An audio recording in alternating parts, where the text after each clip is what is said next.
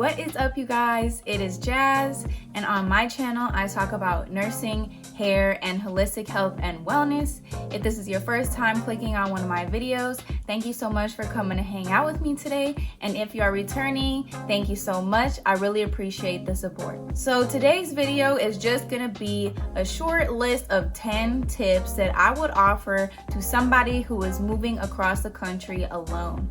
When I was 20 years old, I moved across the country by myself from my hometown of Twin Cities, St. Paul, Minneapolis, Minnesota, all the way out to the west side, Las Vegas, Nevada. I moved out here January 2nd of 2019, and here I am over 3 years later, still out here living and thriving and loving it. So let's get started. Let's jump into these 10 tips. Tip number 1, research.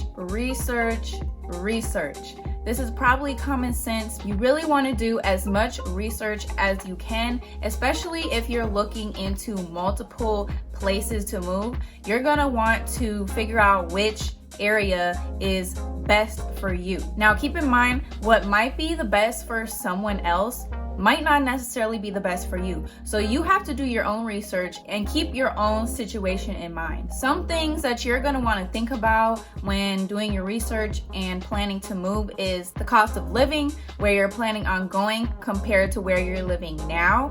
If it's about the same or less, it should be a smoother transition. But if the cost of living is way higher, that's gonna make it a little more difficult. Not impossible, but a little more difficult because, it costs more money to live there. You're also going to want to look into whatever job or career you're thinking you're going to be doing when you move. Look into, what the average pay is. Can you find job listings on Indeed? Are there job openings open currently in that area? If you can get a job ahead of time before you even move, that's even better. You're also really going to want to research what the culture of the city is like. You're going to want to research the weather. You want to think about transportation. Are you going to be bringing a car or buying a car?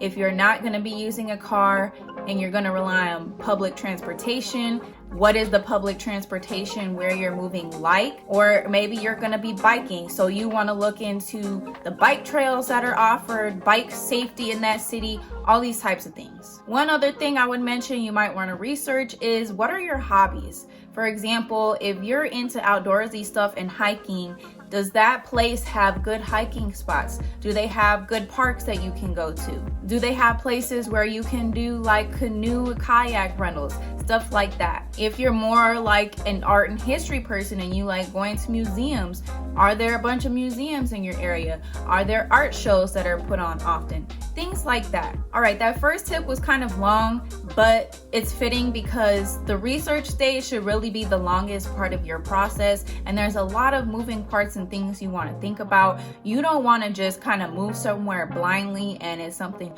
totally different than what you expected, and you just feel from the beginning that you don't fit in there. So tip number 2, if you don't think that you can afford to live on your own when you're first moving, one thing you could definitely look into is renting a room in a house or, someone's home. Now, this is obviously going to require even more research because you want to make sure that you're moving in with people that are safe and, it's a good environment. But when I moved out here, that's actually what I did. I rented a room. I pretty much lived in a college house with other roommates. I had 3 other roommates and they were all graduate students. I was an undergraduate student, but we were all in college, so it was like a good vibe, being in a college house because there was a bunch of other people in the same type of life situation as I was. Tip number 3, I would say go visit.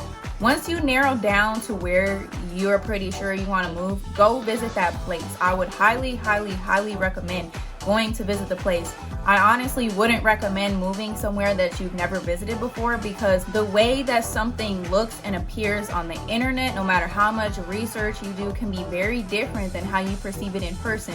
More so, you cannot pick up on the energy of a place until you're actually there. So definitely go visit so you can see what it's like for yourself. And once you're there, definitely try and take advantage of going to different areas of the city. Within a city, the energy of the environment can vary from, area to area. So you want to figure out what is the area that's most suitable for you. Ideally, when you go visit, you want to narrow down exactly where you're going to live so that when you're moving, you know exactly what space you're walking into and what to expect. Tip number 4, get a date set and just stick to it.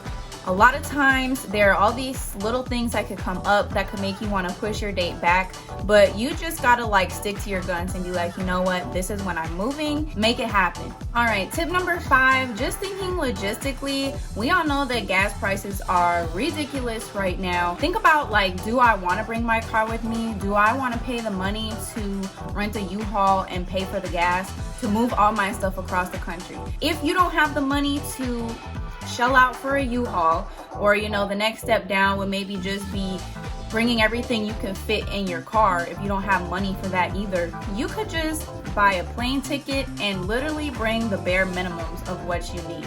You can always put stuff in storage and go back to get the rest of your stuff later if there's some stuff you really just don't want to get rid of. I feel like moving with less is better. When I moved out here, I didn't bring a car, I didn't drive across the country, I flew out here and all I brought was the stuff that I could fit in the couple suitcases and backpack I brought with me. If you're moving across the country to a whole new environment, creating a whole new life and a fresh start for yourself, getting rid of old belongings is another way to just further cleanse your life. Think about, is it more important for me to move and not have all of my crap that I probably don't even need?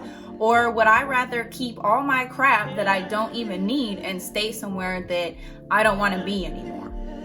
Tip number 6, obviously you want to try and save up as much money as you can, but once again, kind of like with setting the date and sticking to it, don't be so worried about I haven't hit a certain amount of money saved up. If we all waited until we had as much money saved up as we wanted and would be ideal for any situation before we did it, a lot of us wouldn't be doing a lot of things. Sometimes you just gotta go out on a limb, take the risk, and know that you are gonna be all right. Obviously, you want to have as much money saved up as you can, but if the one thing that's inhibiting you from being ready to move is, oh, I don't have $15,000 saved up.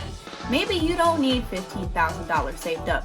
You didn't have $15,000 saved up when you were living where you are now, and you've been doing fine. You've been making it by, you're here, right? So why do you have to have $15,000 saved up because you're just going to move and live somewhere else? If you've been surviving with that amount of money where you are, and the cost of living where you're moving isn't significantly higher, you should be able to survive there as well. Tip number 7, do not... Apparently this one's important because my baby wants to talk for this one too. Don't listen to the people that doubt you. A lot of people, when you tell them you're going to move across the country or you tell them you're moving to a specific city, they're just going to have negative things to say. A lot of people aren't going to have positive things to say. For example, when I was planning to move to Las Vegas, a lot of people were like, oh, well, don't let the gambling get to you. Don't go to the casinos. Don't, get stuck going to the clubs and drinking all this alcohol. I don't do that. I've never once gambled in my life. People are just always going to have something to say. And a lot of times when they have something negative to say and express doubt in your goal and your plan, it's just because if they were in that same situation planning to do what you were going to do, they would have doubt in themselves. So just remember, when people doubt you, it's probably because deep down they have their own self-doubt and they know they couldn't do what you're about to do. Tip number 8, just prepare to be uncomfortable. If you're moving across the country to a whole new environment, putting yourself in a whole new situation, creating a whole new life for yourself, there's going to be times where you feel uncomfortable. But if you're uncomfortable, that means you're pushing yourself out of your comfort zone. And if you're pushing yourself outside of your comfort zone, that means you're putting yourself in a position to grow and enhance your self-development and become a bigger, better version of yourself. So that feeling of uncomfortableness, is that a word? I don't know. Uncomfortableness is good. That's a sign that you're doing something that's gonna help you grow. It's normal to feel that way. It's gonna take time to adjust, and it's gonna take a little bit for you to kind of shift your new feeling of what home is. Tip number 9, not only should you be prepared to feel uncomfortable, but you should be prepared to feel lonely, especially if you're moving somewhere where you don't know anybody. When I moved out here to Nevada, I literally knew nobody that lived out here. I had no friends, no family. It was just me, myself, and I. But like I said, just with like feeling uncomfortable, sometimes feeling lonely is a good thing, because that gives you time to really like sit with yourself, and it gives you the opportunity to work on self-development, introspect, and think about how you want to grow without as many distractions as you had where you used to live. Now, don't get me wrong, a lot of people will be lonely and then spend their time doing the wrong things, like just scrolling on social media, having FOMO of all the stuff that's going on back home where they just moved from. Don't do that. Use that time of loneliness to really like learn yourself on a deeper level. No matter how much self-development and introspection we do, you can always learn yourself on a deeper level some way, somehow. So really take advantage of that. And I would also say, with being prepared to be lonely, you might find that once you move away, people that you used to talk to on a daily basis or just very frequently might fade out. This could be friends, this could even be your family. So just be prepared for that, because when a lot of distance is put between people, sometimes people are not going to continue to put in that effort. This might not happen for you, but it definitely happened for me, and I feel like it is a very common experience when moving away from somewhere. Okay, last but definitely not least, tip number 10. Just stay positive and believe and know deep down in your heart and soul that you are divinely protected and everything is gonna work out how it is supposed to. When I moved across the country, I had my plans kind of switch up last minute on me, and I had a lot of worries, but I knew deep down that I was meant to move, and that was my plan, and I was gonna stick to it. And I am so glad that I still did decide to move, because it led me to, my boyfriend, my future husband, the love of my life, and it led me to now starting my own family, having my daughter, and being the happiest and healthiest I've ever been in my whole life. And I don't think I would have, been in that same situation or predicament if I was still living back in Minnesota. So just be positive, even when there are bumps in the road and things aren't going exactly how you wanted. That's okay, because there's always ups and downs. You just got to keep that faith that you're going to come back up and everything is going to work out how you need it to. It might not always work out how you want it to, but sometimes what we want is not what we need. So you guys, that is the end of my list of 10 tips that I would offer to you if you are planning to move across the country alone. I really hope you enjoyed these 10 tips, and I hope that at least one of them helped you out. Hopefully all of them helped you out. The last thing I want to say is just thank you so much for tuning into this video with me today. I hope you have a beautiful rest of your day. Bye guys.